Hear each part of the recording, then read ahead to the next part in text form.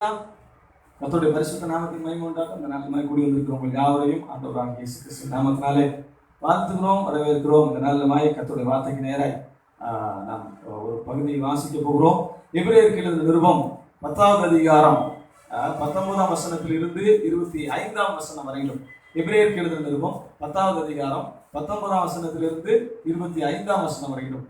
ஆகையால் சகோதரரே, நாம் பரிசுத்த ஸ்தலத்தில் பிரவேசிப்பதற்கு இயேசுவானவர் தமது மாம்சமாகிய திரையின் வழியாய் புதிதும் ஜீவனுமான மார்க்கத்தை நமக்கு உண்டு பண்ணினபடியால் அந்த மார்க்கத்தின் வழியாய் பிரவேசிப்பதற்கு அவருடைய இரக்கத்தினாலே நமக்கு தைரியம் உண்டாயிருக்கிறபடினாலும் தேவனுடைய வீட்டின் மேல் அதிகாரியான மகா ஆசாரியர் நமக்கு ஒருவர் இருக்கிறபடினாலும் வேதம் சொல்லுகிறது, துர்மனசாட்சி நீங்க தெளிக்கப்பட்ட இருதயம் உள்ளவர்களாயும் சுத்த ஜலத்தால் கழுவப்பட்ட சரீரம் உள்ளவர்களாயும் உண்மையுள்ள இருதயத்தோடும் விசுவாசத்தின் பூரண நிச்சயத்தோடும் சேரக்கடவோம். அல்லாமலும் நம்முடைய நம்பிக்கை அறிக்கையிடுகிறதில் அசைவில்லாமல் உறுதியாயிருக்க கடவோம். வாக்கு தத்தம் பண்ணினவர் உண்மையுள்ளவராய் இருக்கிறாரே.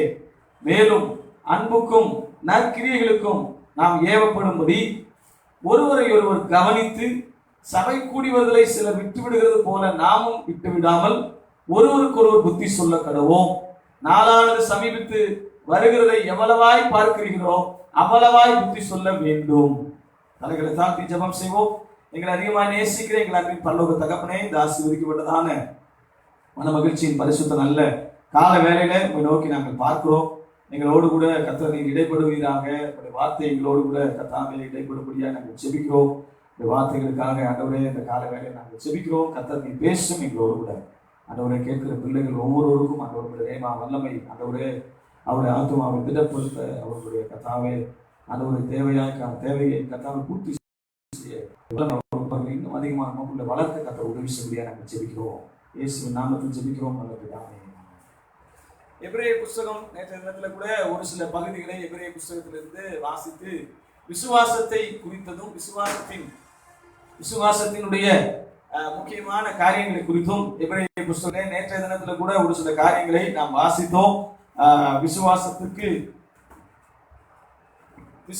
குறித்து நமக்கு சொல்லிக் கொடுக்கிற அல்லது விசுவாசத்திலே நம்மை உற்சாகப்படுத்துகிற ஒரு புத்தகம் என்று சொன்னால் அது எபிரேய புத்தகம் தான் என்று சொல்லி நேற்றைய தினத்துல கூட நாம் ஒரு சில காரியங்களிலே பார்த்தோம். இந்த எபிரேய புஸ்தகம் ஒரு மக்களை உற்சாகப்படுத்துகிற இந்த எபிரேய புஸ்தகம் முழுவதுக்கும் ஒரு பெயர் கொடுக்க வேண்டுமானால் விசுவாசத்திலே விடாமுயற்சியையும் விசுவாசத்திலே ஒரு பெரிய ஊக்கத்தையும் கொடுக்கிற புஸ்தகமாக இருக்கிறது. எனவேதான் 11ஆம் அதிகாரம் 12ஆம் அதிகாரம் அது மட்டுமல்ல, எல்லா இடங்களிலும் கூட விசுவாசத்தை மையப்படுத்தி விசுவாசத்திலே நடைபெறுகிற, விசுவாசத்திலே முன்னேறுகிற, விசுவாசத்திலே வளர்கிற காரியங்களை குறித்து இங்கே எபிரேய ஆக்கியன் எழுதியிருக்கிறார் என்பதை குறித்து நாம் வாசிக்க முடியும். எனவே இது ஒரு உற்சாகப்படுத்துகிற புத்தகம், என்கரேஜ் பண்ணுகிற ஒரு புத்தகம். இங்க என்ன நடைபெறுகிறது? இந்த சிச்சுவேஷனை பார்க்கும்போது சபை கூட முடியவில்லை, சபை கூடி வர முடியவில்லை. இன்றைக்கு இருக்கிறது போலவே அந்த காலகட்டத்திலும் சபை கூட முடியாத ஒரு சூழ்நிலை, சபை கூட முடியாத ஒரு நிலைமை. சிலர் விட்டு விடுகிறார்கள், பின்மாற்றத்திலே விட்டு விடுகிறார்கள். ஸோ இன்றைக்கு இப்போது இருக்கும் போது கூட நாம் ஒரு சிலர் ஒருவரை ஒருவர் பார்க்கிறோம், கர்த்தருடைய வார்த்தைகளை பேசுகிறோம். இதை விட மோசமான நாட்கள் இன்னும் வரப்போகிறதாக கேள்விப்படுகிறோம். ஆனாலும் இங்கே அவர் எதை வலியுறுத்துகிறார்? ஆண்டவர் ஒரு விசுவாசியினுடைய உண்மையான விசுவாசம் ஆண்டவராகிய இயேசு கிறிஸ்துவை விசுவாசித்து அவருக்குள் வளர்கிற அல்லது அவருக்குள் வேரூன்றுகிற, அவருக்குள் பலப்படுகிற ஒரு உண்மையான அனுபவம் தான் உண்மையான விசுவாசம். ஸோ சபை கூடுதலை ஒரு சிலர் விட்டு விடுகிறார்கள். சபை கூடி வரக்கூடிய நிலைமை இல்லாமல் இருக்குது. சபை கூட முடியல, பார்க்க முடியல, பேச முடியல. இப்படிப்பட்ட நிலைமையிலும் நாம் என்ன செய்யணுமா? ஒருவருக்கு ஒருவர் புத்தி சொல்ல வேண்டும். நாம் என்ன செய்ய வேண்டுமா? நாளானது சமீபித்து வருகிறதை எவ்வளவாய் பார்க்கிறீங்களோ, எவ்வளவு நாட்கள் எல்லாம் சமீபித்து வருகிறது என்று எவ்வளவாய் பார்க்கிறீங்களோ அவ்வளவா என்ன சொல்ல வேண்டுமா? புத்தி சொல்ல வேண்டும். இந்த இதுக்கு ஒரு தலைப்பு கமெண்ட்ரியில கொடுத்துருக்கிற தலைப்பு ஒரு விடாமுயற்சிக்கான அழைப்பு. விடாமுயற்சி. ஆண்டவருடைய அழைப்புக்கு, ஆண்டவர் அழைத்த அழைப்புக்கு கொடுக்கப்பட்டிருக்கிற விடாமுயற்சி, விடாம செயல்பட்டு கொண்டே இருக்கக்கூடிய ஒரு விடாமுயற்சியை குறித்து வேதம் சொல்லுகிறது. வேதம் சொல்லுகிறது 1 கொரிந்தியருக்கு எழுதின நிருபம் 16வது அதிகாரம் 13வது வசனத்தை வாசிக்கும் போது, விழித்திருங்கள், விசுவாசத்திலே நிலைத்திருங்கள், புருஷராயிருங்கள், திடன் கொள்ளுங்கள். அப்ப நம்ம என்ன செய்யணுமா? விழித்திருக்கணும், விசுவாசத்துல நிலைத்திருக்கணும். இங்க கூட பவுல் அதான் சொல்றாரு. அதான் நம்ம இன்னைக்கு நம்ம கொடுத்திருந்த தலைப்பு கூட அதுதான். அல்லாமலும் நம்முடைய நம்பிக்கையின் அறிக்கையிடுதல் அசைவில்லாமல் உறுதியா இருக்கும் கடவுள். உலகம் மோசமான நிலைமையில் இருக்கிறது, சூழ்நிலைகள் மோசமான நிலைமையில் இருக்கிறது. யாருக்கு தெரியும் மரணம் யாருக்கு என்றைக்கு வருமோ என்று தெரியாத நிலைமையிலே நாம் இருந்து கொண்டிருக்கிறோம். ஆனாலும் மரணத்தை ஜெயிப்போம் என்கிற ஒரு விசுவாசம், ஆனாலும் அதையும் தாண்டி தேவனுக்குள் இருக்கிறோம் என்கிற விசுவாசம், ஆனாலும் நான் ஆண்டவருடைய பிள்ளை, ஆண்டவரால் நடத்தப்படுகிறேன், இனி என்றைக்கும் ஆண்டவரால் நடத்தப்பட போகிறேன் என்கிற ஒரு அசைக்க முடியாத விசுவாசம்.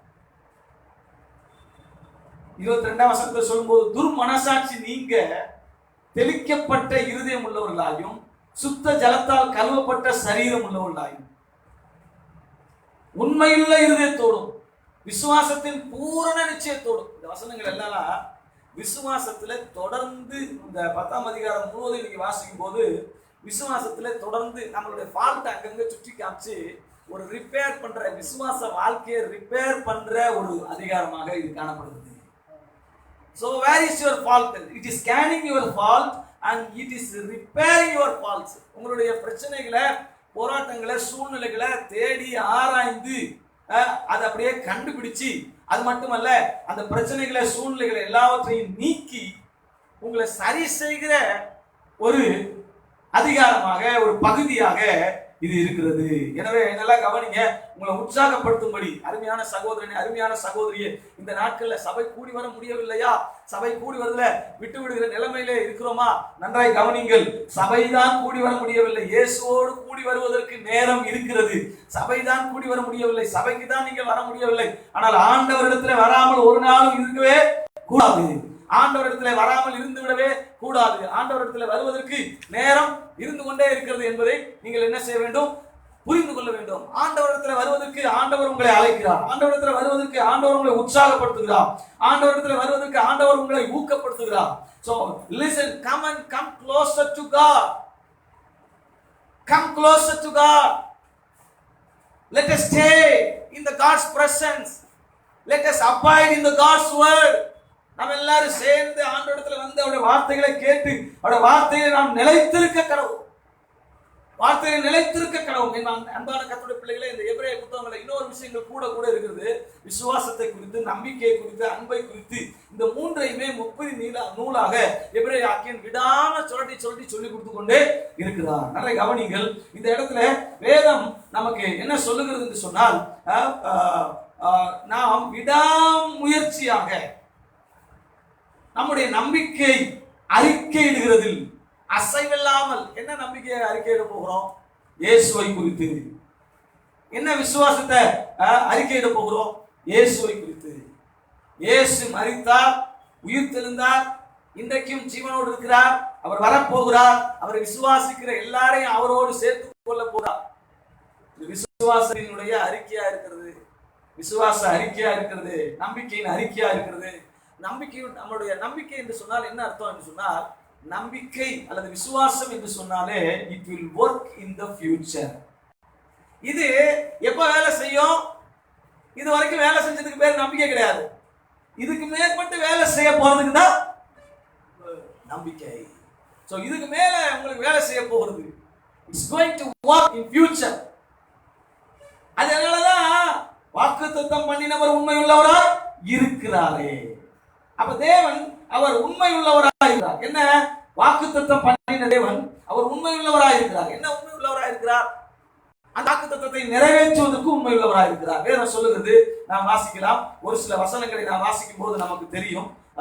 யோசுவாவின் புஸ்தகம் 23வது அதிகாரம், யோசுவாவின் புஸ்தகம் 23வது அதிகாரம் 14ஆம் வசனத்தை வாசிக்கும் போது, இதோ இன்று நான் பூலோகத்தார் எல்லாரும் போகிற வழியே போகிறேன். உங்கள் தேவனாகிய கர்த்தர் உங்களுக்கு சொன்ன நல் வார்த்தைகள் எல்லாம் ஒரு வார்த்தையும் தவறி போகவில்லை என்பதை முழு இருதயத்தாலும் உங்கள் முழு ஆத்மாவாலும் அறிந்திருக்கிறீர்கள்.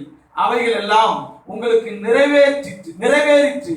அவைகளில் ஒரு வார்த்தையும் தவறி போகவில்லை. யோசுவாவுக்கு ஆண்டவர் சொல்லுகிறார், யோசுவா 23வது அதிகாரம் 14ஆம் வசனத்திலே, அப்பா நான் உனக்கு கொடுத்த வார்த்தைகள் எல்லாம் நிறைவேறிற்று.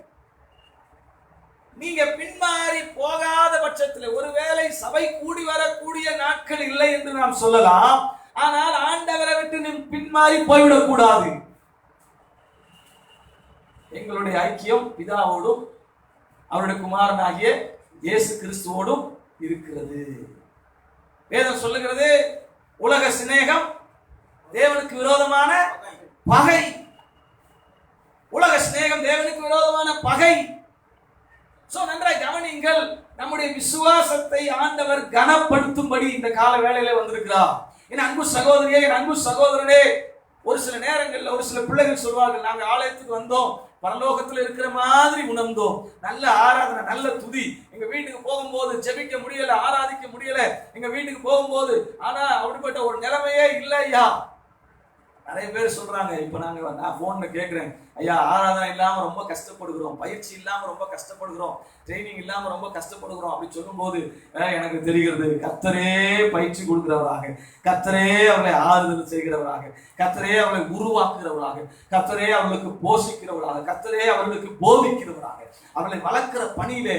அதனாலதான் அவர் சொல்றாரு, இன்று நான் உலகத்தார் எல்லாருக்கும் போகிற வழியே போகிறேன். உங்கள் தேவனாகிய கர்த்தர் புற ஜாதிகள் எல்லாம் சாட்சி கொடுக்கிற அளவுக்கு, மற்றவர்கள் எல்லாம் சாட்சி கொடுக்கிற அளவுக்கு, ராஜாக்கள் சாட்சி கொடுக்கிற அளவுக்கு, உலகத்தின் அதிபதிகள் சாட்சி கொடுக்கிற அளவுக்கு தேவன் கொடுத்த வாக்குத்தத்தத்தை அவர் என்றைக்கும் நிறைவேற்றுகிறது. எரேமியா புஸ்தகம் 1ஆம் அதிகாரம் 12ஆம் வசனத்தில் அவர் சொல்லுகிறார், நீ கண்டது சரியே, என் வார்த்தையை தீவிரமாய் நிறைவேற்றுவேன். இந்த வாக்குத்தத்தம் என்று சொல்லுகிற வார்த்தை இட்ஸ் அபவுட் ஃபியூச்சர். நன்றாய் கவனிங்கள், உங்க விசுவாசம், எதிர்பார்ப்பு, உங்களுடைய நம்பிக்கை, இவைகள் எல்லாம் எதிர்காலத்துக்குரியவைகள். எதிர்காலத்திலே ஒருவேளை நீங்க தவறாக நடந்து விடுமோ, நான் இப்படிப்பட்ட சூழ்நிலைகளை மாற்றி விடணும் அல்லது பயம் உங்களுக்கு இருக்குமானால், நன்றாய் கவனிங்கள், உங்களுடைய விசுவாசத்தினுடைய அளவு, உங்களுடைய நம்பிக்கையினுடைய அளவு சற்று குறைவா இருக்கிறது. Listen very carefully. So you need to raise up your faith. அதனாலதான் அவர் சொல்றாரு, ஆரம்ப கால விசுவாசத்துக்கும் கொஞ்சம் வளர்ந்து வருகிற விசுவாசத்துக்கும் நிறைய டிஃபரன்ஸ் இருக்கு. ஆபிரகாமை குறித்து வேதம் சொல்லுகிறது, தேவனை விசுவாசித்தான். யோசுவாவை குறித்து வேதம் சொல்லுகிறது, தேவனை விசுவாசித்தான். அது மட்டுமல்ல, தாவீதை குறித்து வேதம் சொல்லுகிறது, தாவீது ஒரே ஆளாக நின்று என்ன செய்யறாரு, 1 சாமுவேல் புத்தகம் 15ஆம் அதிகாரம் 42ஆம் வசனத்திலிருந்து வாசிக்கும் போது, 1 சாமுவேல் புத்தகம் 15ஆவது அதிகாரம் 42ஆம் வசனத்திலிருந்து வாசிக்கிறீங்களா? யாராவது ஒருவர் வாசிங்க. 15ஆம் அதிகாரம் 42ஆம் வசனத்திலிருந்து வாசிக்கும் போது வேதம் சொல்லுகிறது, அந்த அதிகாரம் அதை மட்டும் வாசிப்போம். ஆமா, 1 சாமுவேல் 15:42.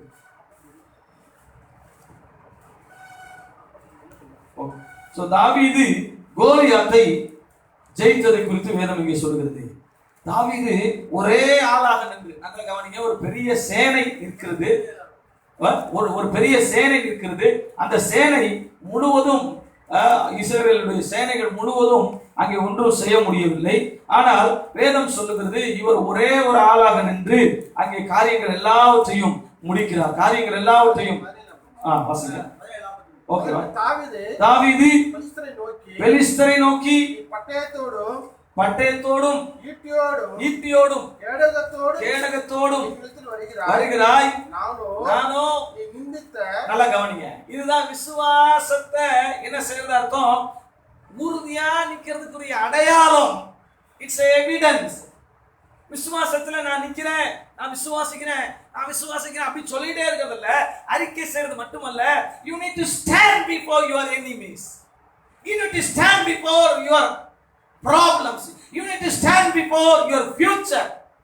விசுவாசத்தை அறிக்கை, hold on your faith என்று சொன்னால், ஒரு காட்டுக்குள்ள விசுவாசத்தை சொல்லிக் கொண்டே இருந்தவன், காட்டுக்குள்ள விசுவாசத்தை அறிக்கை செய்து கொண்டே இருந்தவன், அது மட்டுமல்ல வீட்டிலே அறிக்கை செய்தவன், சகோதரர்கள் மத்தியிலே அறிக்கை செய்தவன், இப்போது ராஜாவுக்கு முன்பதாக மட்டுமல்ல, ராஜா பயப்படுகிற, அரசாங்கம் பயப்படுகிற, ராஜா பயப்படுகிற எதிரிகளுக்கு முன்பாகவும் தன் விசுவாசத்தை அறிக்கை பண்ணுகிறது மாத்திரமல்ல, இந்த அறிக்கை மாத்திரமல்ல. அடுத்து தொடர்ந்து வாசிக்கும் போது அறிக்கையின்படி ஜெயித்தான். வாசிங்க தொடர்ந்து. நானோ நிந்தித்த இஸ்ரவேலுடைய ராணுவங்களின் தேவனாகிய சேனைகளின் கர்த்தரின் நாமத்தில் உன்னிடத்தில் வருகிறேன். இன்றைய தினம் கர்த்தர் உன்னை என் கையில் ஒப்பு கொடுப்பார். நான் உன்னை கொன்று உன் தலையை உன்னை விட்டு வாங்கி பெலிஸ்தருடைய பாளையத்துக்கு பிணங்களை இன்றைய தினம் ஆகாயத்து பறவைகளுக்கும் பூமியின் காட்டு மிருகங்களுக்கும் கொடுப்பேன். இதுதான் விசுவா. அவன் நல்லா கவனிங்க, எல்லாரும் சொல்றாங்க சவுல். இந்த இடத்துல நீங்க ஒரு விஷயத்தை புரிந்து கொள்ள வேண்டும். சவுல் அங்கே பெலிஸ்தன் வந்து அறிக்கை செய்கிறான். என்ன அறிக்கை செய்கிறான்? உங்களுக்குள்ள யாராவது ஒருத்தர் ஒத்தைக்கு ஒத்த வாங்க, நின்று பார்ப்போம், நீங்க சரியான ஆளா இருந்தா வாங்க அப்படின்னு சொல்றோம். ஒத்தைக்கு ஒத்த போராடுவோம். ஆனா ஒண்ணு, யாரு தோக்குறானோ அந்த ராஜ்யம் அவங்களுக்கு அடிமை, ஜெயிச்சவனுக்கு அடிமை. இதுல நம்ம செய்ய முடியுமா? சவுல் இதுல பெரிய திகஞ்சு போய் மனதில் சோர்வு உண்டாகி, ரெண்டு இடத்துல இந்த இடத்துல தாவீதுடைய விசுவாசத்தை பாருங்க, சவுலுடைய விசுவாசத்தை பாருங்க. தாவீதுடைய விசுவாசத்தை பாருங்க, இஸ்ரவேலுடைய விசுவாசத்தை பாருங்க. ஏன் சமஸ்த இஸ்ரவேலையும் தாவீது கிட்ட ஆண்டவர் கொடுத்தாருன்னா இதுதான் காரணம். தாவீதால எல்லாத்தையும் மெயின்டைன் பண்ண முடியும் என்ற காரணம் அல்ல. குறிப்பா பார்க்க போனா சவுல் செஞ்ச தவறை விட தாவீது செஞ்ச தவறுகள் அதிகம். ஆனால் தாவீது ஆண்டவருடைய இருதயத்துக்கு ஏற்றவனாக, தேவனிடத்தில் அண்டிக் கொள்ளுகிறவனாக, மன்னிப்பு கேட்கிறவனாக, தேவனிடத்தில் திரும்புகிறவனாக மட்டுமல்ல, விசுவாசத்திலே உறுதியாய் நிற்கிறவனாய் இருந்தார். சூழ்நிலைகள், சந்தர்ப்பங்கள் தவறு செய்ய ஒரு சில பிரச்சனைகளை சிக்கிக்கொண்டான். ஆனா எல்லாம் நம்ம சொல்றோம் இல்லையா, எல்லாத்தையும் சரியா இருந்துட்டு கடைசியில இந்த நம்ம பரமபதம் பார்த்தோம்னா 99ல ஒரு பாம்பு குதிச்சுன்னா திடீர்னு 0க்கு போயிடும். அந்த கதையில சவுளுடைய வாழ்க்கையில கடைசி கட்டத்துல ஒரு சின்ன பெருமை என்கிற நிலைமையில தேவனுக்கு எதிர்த்து ஓட்டலாம் வாஷ் அவுட் ஆயிடுச்சு.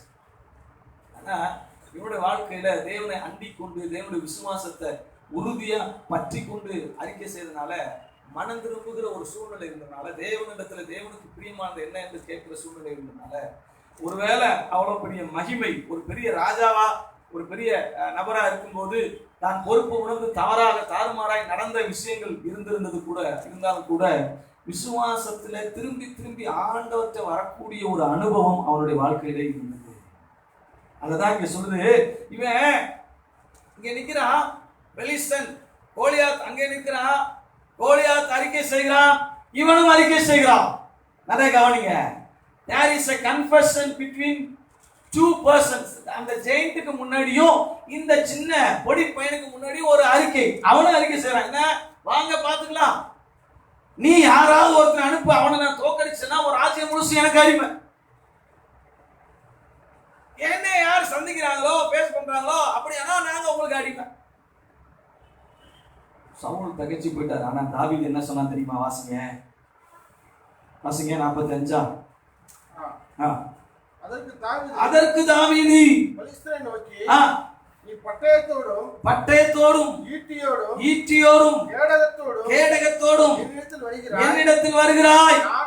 நானோ நல்ல கவனிங்க, நானோ நல்ல கவனிங்க. எல்லாரும் சொல்ல வேண்டிய ஒரு விஷயம், ஒருவேளை பட்டயத்தோடும் ஈட்டியோடும் உலக பிரகாரமான புகழ்ச்சியோடும் பெருமையோடும், அது மாத்திரமல்ல நீங்க பெரிய ஆடம்பரமா நினைத்து கொண்டிருக்கிற எல்லா காரியங்களோடும் என்னிடத்தில் வருகிறாய். நானோ நீ நிந்திக்கிற இஸ்ரவேலின் ராணுவங்களின் தேவனாகிய சேனைகளின் கர்த்தரின் நாமத்திலே உன்னிடத்தில் வருகிறேன். விசுவாசத்தினுடைய ஹோல்ட் ஆன் ஃபெய்த், விசுவாசத்தில் நிற்கிற அவன் அறிக்கை செய்யறான். அவன் என்ன சொன்ன பாருங்க, அதுக்கு முதல் அதிகாரம் பாருங்க. பெலிஸ்தன் தாவீதை பார்த்து, நீ தடிகளோடு என்னிடத்தில் வர நான் நாயா என்று சொல்லி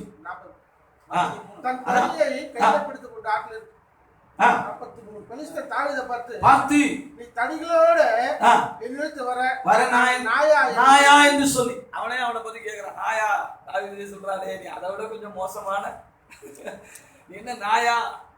அவர் நல்லா கவனிங்க. யுத்த களத்தில் நாம் நிற்க வேண்டும். யுத்தம் வரும்போது நாம் ஓடி போய் ஒளிந்து விடக் கூடாது. மாறாக தாவீதை போல வந்து கேட்கணும். ஆமா, நான் சாப்பாடு தான் கொண்டு வந்தேன், நான் கொஞ்சம் பயிர் கொண்டு வந்தேன், கொஞ்சம் கோதுமை அப்பங்களை கொண்டு வந்தேன், ஆனாலும் நான் சும்மா போக முடியாது. எனக்குள்ளே இஸ்ரவேலின் ராணுவங்களின் சேனைகளின் கர்த்தர் இருக்கிறார், அவருடைய பிள்ளையாக இருக்கிறேன் என்கிற ஒரு ரம்யமாக, மன ரம்யமாக, ஞானமாக அவருடைய விசுவாசத்தை அறிக்கை பண்ணுகிறவனாக மாத்திரமல்ல, விசுவாசத்தில் நடக்கிறவனாக, விசுவாசத்தின் நடப்படிகளாக இங்கே நாம் காணப்பட வேண்டும் என்று வேதம் சொல்லுகிறது. நல்ல கவனிங்க பாருங்க. இன்றைய தினம் அதாவது சொல்லுகிறான், இன்றைய தினம் கர்த்தர் உன்னை என் கையில் ஒப்பு கொடுப்பார், நான் உன்னை கொன்று உன் தலையை உன்னை விட்டு வாங்கி பெலிஸ்தருடைய பாளையத்தின் பிணங்களை இன்றைய தினம் ஆகாயத்து பறவைகளுக்கும் பூமியின் காட்டு மிருகங்களுக்கும் கொடுப்பேன். அதனால் இஸ்ரவேலின் தேவன் ஒருவர் உண்டு என்றும் பூலோகத்தார் எல்லாரும் அறிந்து கொள்வார்கள். ஆண்டவர் கொடுக்கிறதுக்கு முன்னாடியே இஸ்ரவேல் முழுவதும் பயந்து நிற்கிறது. சவுல் பயந்து நிற்கிறார், சகோதரர்கள், மூத்த சகோதரர்கள் பயந்து நிற்கிறார்கள், ராணுவங்கள் அணிவகுத்து பயந்து நிற்கிறது. விசுவாசம் உள்ளவன் மட்டும்தான் சொல்லுவான், இது நடக்கும், இது நடந்தே தீரும், இது நடந்தே முடியும். விசுவாசம் உள்ளவன் மட்டும்தான் அவனுடைய வாழ்க்கையில அதை பெற்றுக் கொள்ளுவான். விசுவாசம் உள்ளவன் மட்டும்தான் அவனுடைய வாழ்க்கையில நடந்து தீர்வதை பார்க்கவே முடியும். அன்பு கர்த்தருடைய பிள்ளைகளே, இங்கே விசுவாசத்தில் நிற்க வேண்டிய நேரத்தில் வந்திருக்கிறீர்கள். You should not hold on your money, you should not hold on your strength, you should not hold on your position, but you need to hold on your faith. நீங்கள் உங்கள் விசுவாசத்தில் நிற்க வேண்டிய நேரம், உங்கள் விசுவாசத்தை பயன்படுத்த வேண்டிய நேரம். You must understand your faith is much more important than your other things. உங்களிடத்தில் இருக்கிற எல்லாவற்றை காட்டிலும் மிக மிக மிக மிக மிக உயர்ந்ததாக, உன்னதமானதாக உங்களுடைய விசுவாசம் இருக்கிறது என்பதை மறந்துவிடாதீங்க. ஒருவேளை நீங்க விசுவாசிச்சீங்க, அறிக்கை செஞ்சீங்க, பேசுனீங்க, ஒருவேளை உங்க விசுவாசத்தை எல்லாருக்கும் வெளிப்படுத்துனீங்க, இந்த காலகட்டம் முடிஞ்சிருச்சு. விசுவாசத்திலே நிற்க வேண்டிய, செயல்பட வேண்டிய, விசுவாசத்திலே அறிக்கை எடுக்கிறதோடு அல்ல, தொடர்ந்து நடைபெறக்கூடிய ஒரு சூழ்நிலைக்கு நீங்கள் வந்திருக்கிறீர்கள் என்பதை நீங்க என்ன செய்யக்கூடாது, மறந்துவிடக் கூடாது. எனவே அன்பான கர்த்தருடைய பிள்ளைகளே, 1 கொரிந்தியருக்கு எழுதின நிருபம் 1வது அதிகாரம் 8வது வசனம் சொல்லுகிறது, நம்முடைய கர்த்தராகிய இயேசு கிறிஸ்துவின் நாளிலே நீங்கள் குற்றம் சாட்டப்படாதவர்களாயும் முடிவு பரியந்தம் அவர் உங்களை ஸ்திரப்படுத்துவாராக. முடிவு பரியந்தம் குற்றம் சாட்டப்படாதவங்களாக இந்த விசுவாசத்தை பயன்படுத்தி, இந்த விசுவாசத்தினால வரக்கூடிய முடிவு பரியந்தம், இதான் முக்கியம். முடிவு பரியந்தம் நிலைத்திருப்பவனே ரட்சிக்கப்படுவான் வேதம் சொல்லுகிறது. அது போல ஒரு சின்ன இடங்கள்ல ஏற்ற தாழ்வுகள்ல அப்படி இல்ல, லாஸ்ட் வரைக்கும் ஒருவேளை சின்ன சின்ன ஏற்றத்தாழ்வு இருக்கலாம், ஆனா மேலே போயிட்டே இருக்கும். ஒரு சின்ன சின்ன டிராப் இருக்கலாம், சின்ன சின்ன விஷயங்கள் இருக்கலாம், ஆனா ஒண்ணு, உங்களோட விசுவாச வாழ்க்கை என்டையர் லைஃப் எப்படி இருக்கணும், மேல போயிட்டே இருக்கணும். அதனாலதான் பவுல் சொல்றாரு 2 தீமோத்தேயு 4ஆம் அதிகாரத்துல சொல்லும்போது சொல்றாரு, என்ன சொல்றாரு வாசிங்க. அந்த இடத்துல கூட நமக்கு ஒரு ரொம்ப அருமையான என்கரேஜ் வசனம். அந்த வசனம் 2 தீமோத்தேயு 4ல சொல்லும்போது, விசுவாசத்தை என்ன செஞ்சாரா, காத்துக்கிட்டேன், கடைசி வரைக்கும் என்னுடைய விசுவாசத்தை நான் என்ன செய்தேன், காத்துக்கொண்டே, என் வாழ்க்கையிலே நல்ல போராட்டத்தை போராடினேன், விசுவாசத்தை காத்துக்கொண்டேன், என் ஓட்டத்தை என்ன செய்தேன், முடித்தேன், என் ஓட்டத்தை முடித்தேன், நான் விசுவாசத்தை என்ன செய்தேன், காத்துக்கொண்டேன், இது முதல் நீதியின் கிரீடம் எனக்கு வைக்கப்பட்டிருக்கிறது. நல்லா கவனிங்க. அப்ப அப்போஸ்தலருக்கு எழுதின நிருபம் அப்போஸ்தலர் புஸ்தகம் 26வது அதிகாரம் வாசிங்கள், 24ஆம் வசனமா வாசிங்க, 24ஆம் வசனமா வாசிக்கல. அந்த வசனத்துல கூட பவுல் சொல்லும்போது பவுலுடைய ஊழியத்தை குறித்து சொல்லுகிறார். வாசிங்க 24ஆம் வசனமா.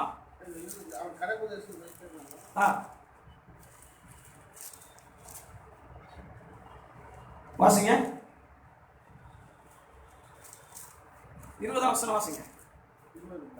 முன்பு தமஸ்குவிலும் எருசலேமிலும் யூதேயா தேசம் உள்ளவர்களிடத்திலும் பிரஜா தேசத்தில் நான் போய் அவர்கள் தேவனிடத்துக்கு மனதிற்கு குணப்படவும் மனதிற்கு கேட்ட கீழே செய்ய வேண்டும் என்று அறிவித்தேன். யூதர்கள் தேவாலயத்தை பிடித்து கொலை செய்ய பிரயத்தனம் பண்ணினார்கள். ஆனாலும் தேவ அனுகிரகம் பெற்று இந்நாள் வரைக்கும் சிறியோருக்கும் பெரியோருக்கும் சாட்சி கூறி வருகிறேன். சிறியோருக்கும் பெரியோருக்கும் பவுலுடைய வாழ்க்கையில மிக முக்கியமான ஒரு விஷயத்தை நான் சொல்ல வேண்டும். அவர் தொடர்ந்து பல இடங்களிலே பாதிக்கப்பட்டும் கூட என்ன செய்யல, மரணம் உடனே வரல. அவருடைய விசுவாசத்துல பல முறை அவரை தேடி மரணம் வந்தது. பல முறை மரணம் அவரை தேடி வந்தது. ஆனால் என்ன செய்யல, மரணத்துக்கு அவர் என்ன செய்யல, ஒப்பு கொடுக்கல. மரணத்துக்கு அதெல்லாத்துலையும் போராடி எல்லா சபைகளை குறித்த பக்தி வைராக்கியம் என்னை நெருக்கி ஏவுகிறது என்று சொல்கிறார்.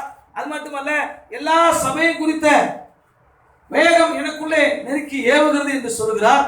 அது மட்டுமல்ல, அந்த ஊழியத்தை நிறைவேற்ற விரும்புகிறேன் என்று சொல்கிறார். 20ஆம் அதிகாரத்துல 24ஆம் வசனத்தை குறித்து வாசிக்கும் போது வேதம் சொல்லுகிறது, வாசிங்கள். ஆகிலும் அவைகளில் ஒன்றை குறித்து கவலைப்படேன், என் பிராணனையும் அருமையாக எண்ணேன். 23ல வாசிக்கும் போது அதை எதை குறித்து சொல்றாருன்னு தெரியும், வாசிங்க. கட்டுகளும் உபத்திரவங்களும் எனக்கு வைக்கப்பட்டிருக்கிறது என்று பரிசுத்த ஆவியானவர் பட்டணந்தோறும் தெரிவிக்கிறதை மாத்திரம் அறிந்திருக்கிறேன். நல்லா கவனிங்க. யூதர்களால் வந்த மோசங்கள் பல முறை மரணத்திலே தள்ளப்படுகிறார். ஒரு சில இடங்கள்ல இக்கோனியாவுக்கு போகும்போது, ஒரு சில இடங்கள்ல ஒரு சில பட்டணங்களுக்கு போகும்போது அடிச்சு மறித்து விட்டான் என்று தூக்கி போடுகிறார்கள். நல்லா கவனிங்க. அப்ப ஒரு கம்ப்ளீஷன் இல்லாம நாம மறிக்கிற மரணம் நம்முடைய வாழ்க்கையில் இருக்குமானால் அது விசுவாசத்தினால் வந்தது அல்ல. அப்ப ஒரு விஷயத்தை நீங்கள் புரிந்து கொள்ளுங்கள், மரணத்திலே கூட நீங்க தள்ளப்பட்ட உங்க விசுவாச ஓட்டத்தை முடிக்காம ஆண்டவர் அனுமதிக்கிறது இல்லை. நாம we need to hold on our faith. நம்முடைய விசுவாசத்தை நாம் பிடித்துக் கொள்ள வேண்டும். ஏனென்றால் வாக்குத்தத்தம் பண்ணினவர் உண்மையுள்ளவர். அவர் சொன்ன எதுவும் நிறைவேறாம என்னை எடுக்க மாட்டார். அவர் சொன்ன எதுவும் நிறைவேறாம என் வாழ்க்கையில இருந்து போறது இல்லை. என் வாழ்க்கையில நிறைவேற்றியே முடிப்பான் என்பதை நாம் முதலாவது புரிந்து கொள்ள வேண்டும். இங்க வாசிங்க, 23ஆம் வசனத்துல இருந்து திரும்ப வாசிங்க. கட்டுகளும் உபத்திரவங்களும் கட்டுகளும் உபத்திரவங்களும் எனக்கு வைத்திருக்கிறது என்று பரிசுத்த ஆவியானவர் பட்டணந்தோறும் தெரிவிக்கிறதை மாத்திரம் அறிந்திருக்கிறேன். ஆகிலும் அவைகளில் ஒன்றையும் குறித்து நான் கவலைப்படேன், என் பிராணனை நான் அருமையாக எண்ணேன், என் ஓட்டத்தை சந்தோஷத்தோட முடிக்கவும் தேவனுடைய கிருபையின் சுவிசேஷத்தை பிரசங்கம் பண்ணும்படிக்கு நான் கர்த்தராகிய இயேசு கிறிஸ்துவிடம் பெற்ற ஊழியத்தை நிறைவேற்றவுமே. அங்க சொல்றாரு, ஓட்டத்தை முடித்தேன், விசுவாசத்தை காத்துக்கொண்டேன். இங்க சொல்றாரு நிறைவேற்றவுமே. நமக்கென்று கொடுக்கப்பட்டிருக்கிற விசுவாசம், ஏதோ ஒரு சின்ன பிள்ளைகளாக இருந்தோம், வாலிபர்களாக இருந்தோம், ஒரு வேலை கிடைச்சிச்சு, ஏதோ கொஞ்சம் பணத்தை சம்பாதிச்சோம், ஒருத்தைய கல்யாணம் பண்ணணும், 2-3 பிள்ளைகள், ஒரு சின்ன வீடை கட்டணும், அல்லது எல்லாரையும் போல ஒரு சக மனிதர்களை போல வாழ்றதுக்கு கர்த்தர் ஒன்று அழைக்கவே இல்லை. இன்னைக்கு நிறைய பேரோட பிரச்சனையே தான். என்ன, சாதாரணமா வந்தோம், ஒரு வேலையை கொடுத்தார் கர்த்தர், ஜெபம் பண்ணோம், நல்ல சம்பாதிச்சோம், வீட்டை கட்டணும், மனைவியை கொடுத்தார், நல்ல பிள்ளைகளை கொடுத்தார், என்ன முடிஞ்சிச்சு? ஆமா, மற்றவங்களை போல இல்ல, கர்த்தர் என்ன ஆசீர்வதித்தார். என்ன ஆசீர்வதித்தார்? அவ்வளவுதானா? இல்லை. அதையும் தாண்டி விசுவாசத்துல நீ என்ன கர்த்தருக்காக செய்தார்? அவர் வாக்குத்தத்தம் பண்ணினவர் உண்மையுள்ளவர். உனக்கு கொடுத்த வாக்குகள் எல்லாவற்றையும் அவர் நிறைவேற்றுகிறவராக இருக்கிறார். நான் என்ன செய்தேன் ஆண்டவருக்கு? இது சொல்றாரு, என் ஓட்டத்தை பவுல் எனக்கு இருந்த 300 கோடி, அன்னைக்கே இருந்த சொத்து, ஆராய்ச்சியாளர்கள் எல்லாம் சொல்றாங்க 300 கோடி சொத்தை விட்டுட்டு அவர் நினைச்சா இந்த ரட்சிப்புக்குள்ள வந்த பிறகு கர்த்தர் என்னை நடத்துகிறார் என்று இந்த மிஷனரி பிரயாணங்கள் தேவையே இல்லை. அவர் பாட்டுக்கு பேசாம ஒரு இடத்துல இருந்துட்டு நல்லா சாப்பிட்டு சுகபோகமா ஒரு சில சபைகளை கட்டிட்டு நல்ல இன்னைக்கு இருக்கிற லக்ஸரியஸ் சர்ச்சை போல லக்ஸரியஸ் விசுவாசிகள், லக்ஸரியஸ் சர்ச்சஸ், லக்ஸரியஸ் லைஃப் வாழ்ந்துட்டு போயிருக்கலாம். அது இல்லை. விசுவாச வாழ்க்கையில என்னை ஆண்டவருக்கு எவ்வளவாய் ஒப்பு கொடுக்கிறேன், விசுவாச வாழ்க்கையில ஆண்டவருக்கு நான் எப்படி என்னை ஒப்பு கொடுக்கிறேன், விசுவாச வாழ்க்கையில நான் நம்முடைய நம்பிக்கை அறிக்கையிடுகிறது அசைவில்லாமல் நான் எவ்வளவாய் உறுதியாக இருக்கிறேன் என்பதை நாம் என்ன செய்ய வேண்டுமா? ஆண்டவருக்கு வெளிப்படுத்த, மக்களுக்கு வெளிப்படுத்த வேண்டும் என்று வேதம் நமக்கு என்ன செய்து நமக்கு சொல்லிக் கொடுத்து கொண்டே இருக்கிறது. அன்பான கர்த்தருடைய பிள்ளைகளே, இதை ஒரு சிலர் விட்டு விடுகிறார்கள். சபை கூடி வருதல் என்று சொன்னால் சபைக்கு கூடி வருவது மட்டுமல்ல, ஆண்டோடைய விசுவாசத்திலே நிலைத்திருக்கிறது, விசுவாசத்திலே நாம் உறுதியாக இருக்கிறத தான் ஆண்டவர் சொல்றாரு.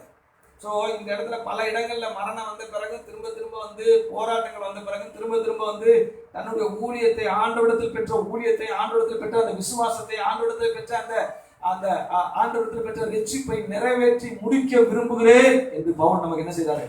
சொல்லிக் கொடுக்கிறார். 1 கொரிந்தியர் 16ஆம் அதிகாரம் 13ஆம் வசனத்துல வேதம் சொல்லுகிறது, விழித்திருங்கள், விசுவாசத்திலே நிலைத்திருங்கள், புருஷராயிருங்கள், திடன் கொள்ளுங்கள். விசுவாசத்தை குறித்து இங்கே பவுல் திரும்ப 1 கொரிந்தியர் எழுதும்போது கூட சொல்றாரு, விழித்திருங்கள், விசுவாசத்திலே நிலைத்திருங்கள்.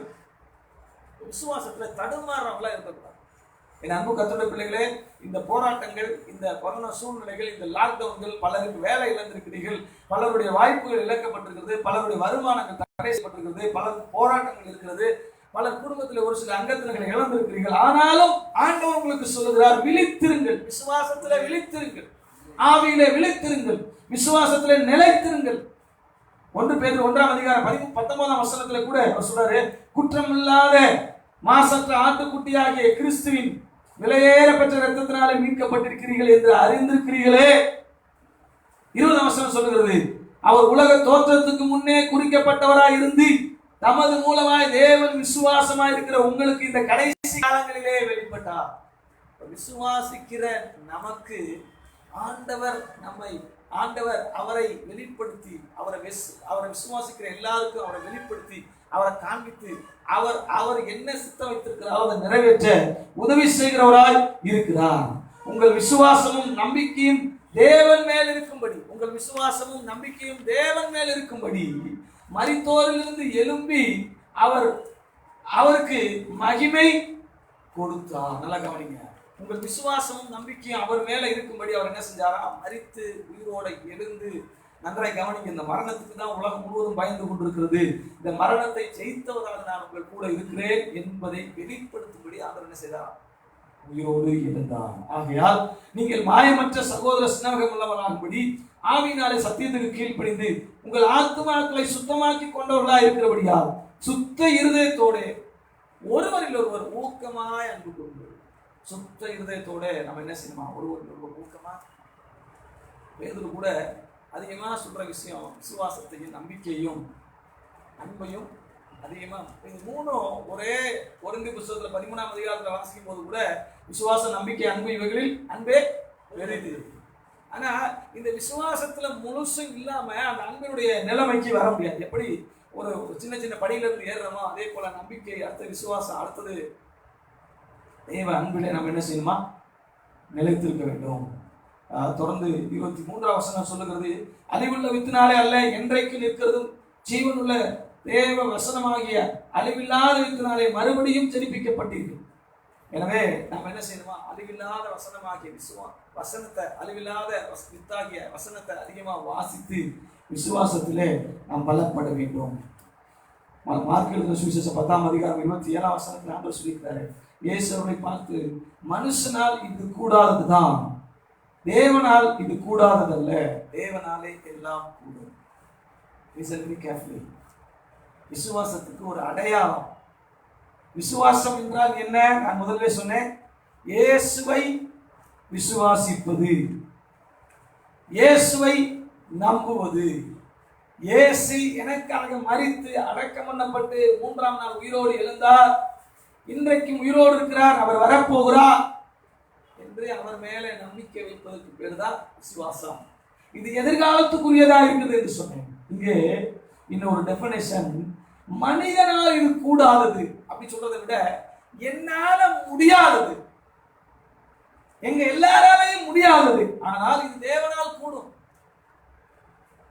அப்படிப்பட்ட ஒரு எதிர்கால நம்பிக்கைக்கு பேர் தான் விசுவாசம். ஆம் சகோதரிகளே, சகோதரர்களே, உங்களால முடியாது. பல சூழ்நிலைகள்ல ஆண்டவரிடத்துல நம்மளால முடியாது என்றால் நாம் ஆண்டவரிடத்துல கரங்களை தூக்கி அப்படியே ஒப்பு கொடுத்து அர்ப்பணித்து ஆண்டவருக்கு முன்பாக வந்து நிற்க வேண்டும். நம்மளால கூடாதுதான், ஆண்டவரால முடியாதுன்னு சொல்லலை. பல நேரங்கள்ல ஆண்டவர் எனக்கு ஒரு சில சாட்சிகளை கொடுத்துருக்கிறார். என்னன்னா, உன்னாலதான்ப்பா முடியாது, என்னால முடியாதுன்னு நான் சொல்லலை. உன் பாக்கெட்டு தான் காலி ஆயிடுச்சு, என் பாக்கெட்டை நீ இன்னும் பயன்படுத்தலை.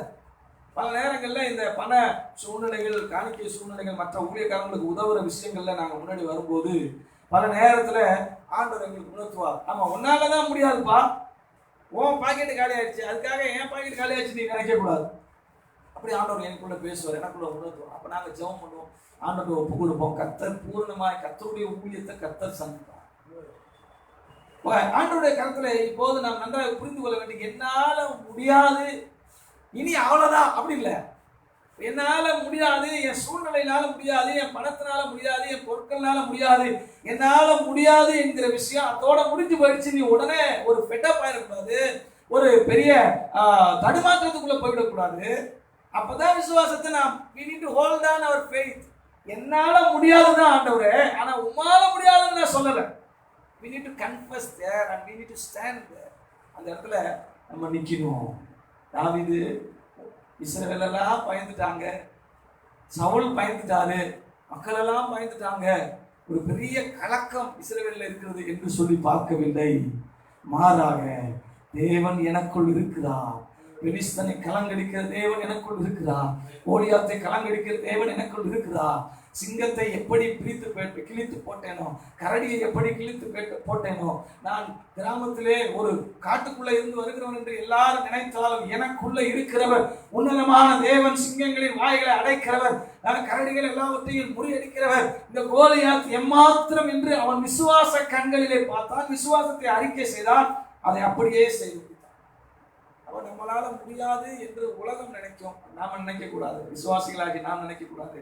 We need to hold on our faith. அன்பான கர்த்தருடைய பிள்ளைகளே, நாம் ஆண்டவர் கொடுத்த வாக்குத்தத்தங்களை நாம் இப்போது வேகமாக வாசித்து அந்த வாக்குத்தத்தங்களின்படி நாம் இன்றைக்கு ஜெபம் பண்ண போகிறோம். வாசிங்கள். என்னாகமத்தின் புத்தகம் 23வது அதிகாரம் 19ஆம் வசனம். பொய் சொல்ல தேவன் ஒரு மனிதன் அல்ல, மனம் மாற அவர் ஒரு மனு புத்திரனும் அல்ல. அவர் சொல்லியும் செய்யாதிருப்பாரா, அவர் வசனித்தும் நிறைவேற்றாதிருப்பாரா? வேத சொல்லுவாங்க. என்னாகமத்தின் புத்தகம் 23வது அதிகாரம் 19வது வசனம். You need to hold on your faith. The only one thing God is expecting right now, God is expecting today in your life, in your family, in your situation. Only one thing you need to hold on. நீ ஒண்ணாதான் செய்யணும். போறீங்க, போர்ல நிக்கிறீங்க, எல்லாரும் தவறா அறிக்கை செய்திருக்கிறாங்க. It doesn't matter. நீங்க பின்னாடி பார்க்க வேண்டிய அவசியம் இல்லை, பின் ஆராய்ச்சி உங்களுக்கு தேவையில்லை. நீங்க செய்ய வேண்டிய ஒன்னே ஒண்ணுதான், போய் செல்ல தேவன் ஒரு மனிதன் அல்ல, மனமாற அவர் ஒரு மனுபுத்திரனும் அல்ல.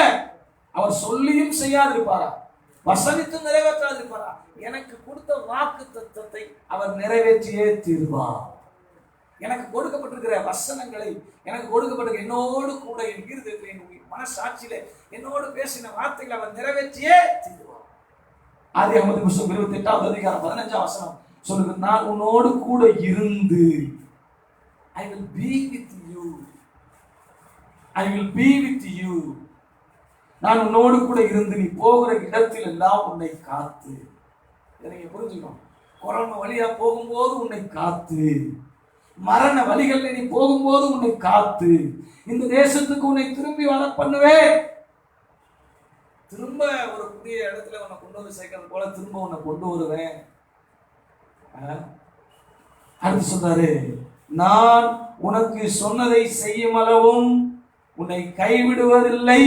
நம்முடைய ஆண்டோட்ட மிகப்பெரிய விஷயமே 31ஆம் அதிகாரத்துல கூட அவர் சொல்றாரு, யோசுவாவுக்கு சொல்லும்போது சொல்றாரு, நான் உனக்கு சொன்னதை செய்யும் அளவு உன்னை கைவிடுவதும் இல்லை, உன்னை விட்டு.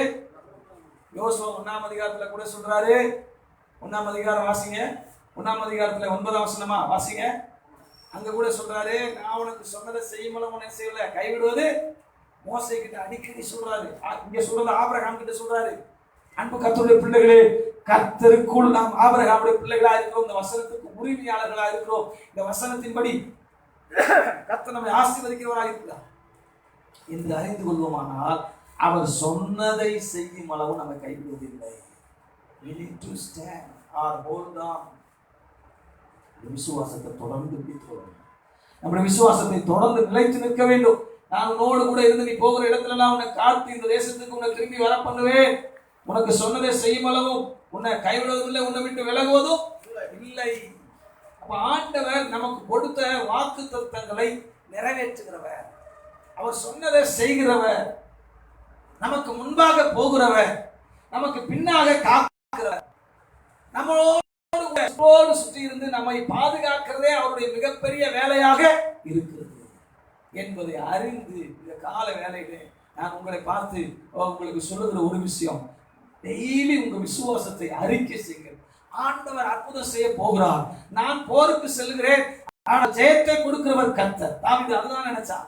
கோலியாத்தை பார்க்கும்போது கோலியாத்து ஒரு எத்தி இருந்தாங்கன்னா தாவீதோட நிலைமை ரொம்ப பிச்சுட்டு போயிருக்கு, எல்லா கை காலெல்லாம் பிச்சுட்டு போயிருக்கும். ஆனால் தாவீதுக்குள்ள இருக்கிற விசுவாசத்தை கம்பேர் பண்ணும்போது கோலியாத் அன்றைய தினத்திலே ஆகாயத்து பறவைகளுக்கு உணவாக அளிக்கப்படுவான் என்று சொல்லி தாவீது விசுவாசத்தை கற்றுக்காணப்படுகிறார். என் அன்பு கர்த்தருடைய பிள்ளைகளே, நீங்க ஒருவேளை சின்ன ஆளா இருக்கலாம், உலகத்துக்கு சின்ன ஆளா இருக்கலாம், உங்க எதிரிகளுக்கு சின்ன ஆளை போல தெரியலாம். ஆனா உங்களுக்குள் இருக்கிற இயேசு பெரியவர், உங்களுக்குள் இருக்கிற தேவன் பெரியவர் என்பதை உணர்ந்து நீங்க அந்த உங்களை பயன்படுத்தாதீங்க, ஆண்டவரை பயன்படுத்துங்க. மோசேட்ட பிடிச்ச விஷயம், மோசே அவனுக்கு பிரச்சனை வரும்போதெல்லாம் தேவனை அண்டிக் கொண்டார். தேவன் மோசேக்காக போராடினார். மிரியாமும் ஆரோனும் சபையை கலங்கம் பண்றாங்க. அவங்க எல்லாரும் அப்படி ஒரு கலங்கம் பண்றாங்க. யார் கூட இருக்கிறவங்க? மோசே கூட இருக்கிறவங்களே, இஸ்ரவேல் மக்களே ஒரு கலகம் பண்ணி விட்ட உடனே அவங்க சபையார்கள் எல்லாரும் கொஞ்சம் முறுமுறுக்க ஆரம்பிக்கிறாங்க. மிரியாம் ஆரோனும் பேசுறாங்க. இதை கர்த்தர் கவனித்து கேட்டார். அப்ப நல்லா கவனிங்க, எனக்காக கர்த்தர் போராடுவதற்கு, எனக்காக கர்த்தர் வழக்காடுவதற்கு, எனக்காக கர்த்தர் சண்டையிடுவதற்கு ஆயத்தமாக என்ன நடந்துச்சு? இவர் மோசே அமைதி ஆயிட்டாரு, கர்த்தர் கூப்பிட்டாரு. கர்த்தர் என்ன செஞ்சாரு? அந்த போர்ல நான் யாரு, என் மோசே யாரு என்பதை விளங்கப்படுத்துறார். அப்ப நல்லா கவனிங்க, நாம் ஆண்டுடைய சமூகத்தை அண்டிக் கொண்டு கர்த்தரை செயல்பட வைக்க வேண்டும். அப்ப கர்த்தரை செயல்பட வைக்க வேண்டுமானால் நம்ம ஜெபத்திலே மட்டும் தரித்திருந்தால் போதுமா என்று சொன்னால் நாம் செயல்பட வேண்டும். அதுதான் ஹோல்ட் ஆன் யுவர் ஃபெய்த். முதல்ல விசுவாசித்தோம், அப்புறம் அப்பப்போ விசுவாசித்தோம், அப்புறம் உறுதியா கொஞ்சம் விசுவாசித்தோம், அப்புறம் நம்ம அறிக்கை செய்ய ஆரம்பிச்சோம், கொஞ்சம் வேலைகளை சுவாபங்களை செயல்களை மற்றதை மாத்தணும். அதோட முடிஞ்சிச்சா? இல்லை. தொடர்ந்து நாமவே தானாகவே எல்லா சூழ்நிலைகளையும் பார்க்காமலே, யார் சொல்றதை கேட்காமலே, இன்னும் ஆண்டவருக்காக, அதோட முடிஞ்சிச்சா? இன்னும் ஆண்டவருக்காக தொடர்ந்து மேல மேல மேல வளர்ந்து வர வேண்டும். எதுவரையிலும் போருக்கு நேருக்கு நேராக நிற்க வேண்டும். அப்படி நிற்கும் போது பிரச்சனைகளுக்கு நேராக, எதிர்காலத்துக்கு நேராக நிற்க வேண்டும். அப்படி நிற்கும் போது கர்த்தர் நம்மை மறைத்து அவரே நேரடியாக வெளிப்படக்கூடிய வரைக்கும் we need to hold on our faith. ஜெபம் செய்வோம். எங்களை அதிகமாக நேசிக்கிறேன் எங்கள் அன்பின் பரலோக பிதாவே, ஆசீர்வதிக்கப்பட்டதான அன்றைய காலவேளையிலே அன்றைய விசுவாசத்திலே நாங்கள் எப்படி உறுதியாய் நிலைத்து நிற்க வேண்டும், எப்படி அறிக்கை செய்ய வேண்டும் என்று கர்த்தாவே இந்த நாளிலே எங்களோடு கூட பேசி நம்முடைய வசனங்களுக்காக நன்றி செலுத்துகிறோம். பரிசுத்த தேவன் ஆண்டவரே, தாவீதை குறித்து எங்களுக்கு சொல்லிக் கொடுத்து, யோசுவாவை குறித்து சொல்லிக் கொடுத்து, ஆபிரகாமை குறித்து சொல்லிக் கொடுத்து, ஆண்டவரே எங்களுடைய விசுவாசத்தை நாங்கள் எதிர்காலங்களை நோக்கி, எதிர்கால சூழ்நிலைகள் எல்லாவற்றையும் பார்த்து சோர்ந்து விடாதபடிக்கு அதையும் தாண்டி அவர்களை ஜெயிக்கக்கூடிய தேவன் எங்களுக்குள்ளே இருக்கிறார் என்பதை கன்ஃபஸ் பண்ணுகிறவர்களாக மாத்திரமல்ல, உறுதியாய் நிற்கிறவர்களாக, ஃபேஸ் பண்ணுகிறவர்களாக, ஃபேஸ் டு ஃபேஸ் ஆண்டவரை ஃபேஸ் பண்ணுகிறவர்களாக. ஆண்டவரே, மோசே என் வீட்டில் எங்க உண்மை உள்ளவன், நான் அவனிடத்தில் தீர்க்கதரிசியோடு அல்ல, சொப்பனக்காரனோட பேசுறது போல அல்ல, முகமுகமாய் பேசுவேன்னு சொன்னீங்க. அதே போல முகமுகமாய் மோசைக்கு பதிலாக நீங்க வெளிப்பட்டீங்க. அதே போல எங்கள் விசுவாச பிள்ளைகள் ஒவ்வொருடைய வாழ்க்கையிலும் நாங்கள் உங்களிடத்துல ஜெபிக்க காத்திருக்கும் போது, உண்மையா இருக்கும்போது, சந்த குணத்தோடு இருக்கும்போது, உங்களுடைய சமூகத்துல நாங்கள் உண்மையை அண்டிக்கொள்ளும் போது எங்க முகம் உங்களுடைய முகமாக மாறும். எங்களுக்கு முன்பாக நீ போகு, எங்களுக்கு பின்பாக நீ இருப்பி, எங்கள் விசுவாசத்தை கனப்படுத்து, எங்களுக்கு கொடுத்த வாக்கு தத்தங்களை நீ கனப்படுத்து.